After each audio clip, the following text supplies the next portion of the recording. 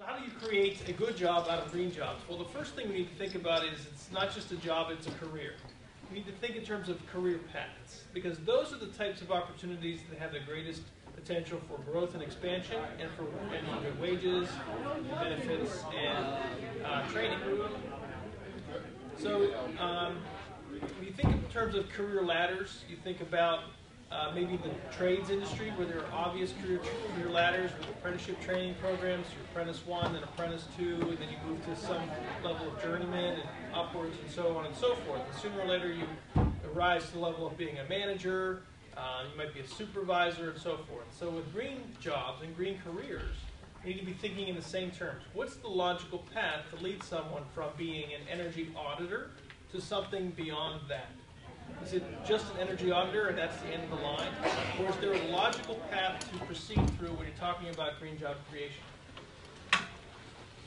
In addition to that, if you spend any time in American public high school today, or you spend any time on a college campus, you'll recognize that the reality in which our students and people who are going back to school to get an education, the reality that they're in learning about these things does not reflect the goal that we have in mind. What do I mean by that? If you go to a public school right now, chances are in an inner city that it's not energy efficient, doesn't use energy wisely, probably actually drafts and holes in the walls. The building is not efficient. The building is not a model of green.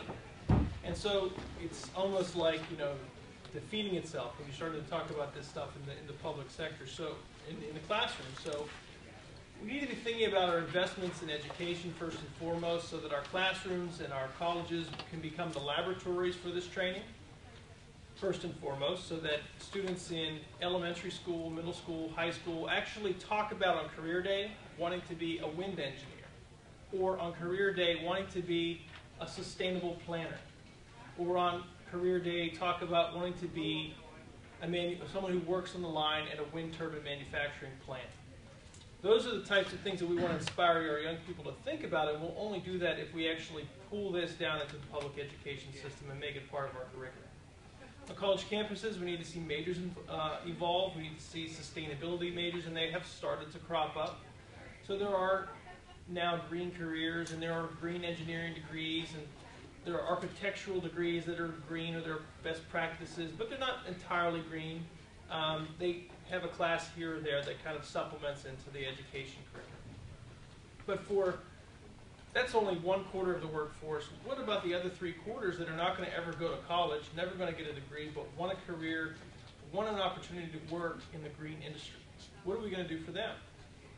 That's where we need to think about how do we train our communities and our neighborhoods, and how do we have industry partnerships to ensure that people who are working today can get the training they need to be successful and have a green job in the next 2 years or 5 years.